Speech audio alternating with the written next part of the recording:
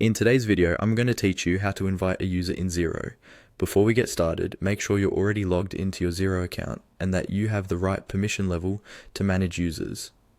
Usually, you'll need to be an administrator or have access to organization settings. Once that's in place, we can begin. From your Xero dashboard, look towards the top left of the screen. You'll see your organization name displayed there. Go ahead and click on that organization name. This is your main entry point to a lot of the settings and configuration options for your Xero account. When you click the organization name, a drop-down menu appears. In that menu, look for the option labeled Settings and click on it. This will take you to the Settings area, where you can manage things like users, subscriptions, and other configuration details for your organization.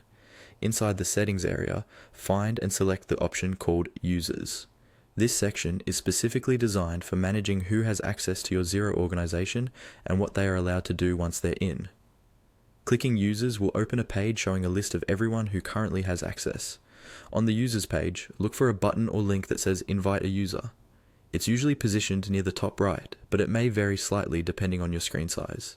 Click on Invite a User to begin creating a new invitation. You'll now see a form where you can fill in the details for the person you want to invite. Enter their email address carefully, since this is where the invitation will be sent. You can also include their first and last name if Xero asks for it, which helps keep your user list clear and organized. Next, choose the appropriate permissions or roles for this user.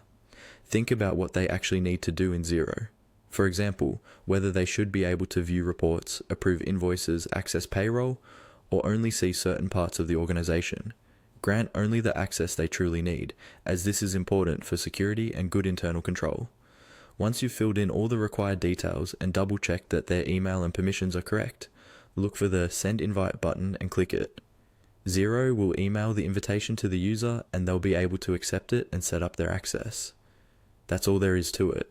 You've successfully invited a user to your Xero organization.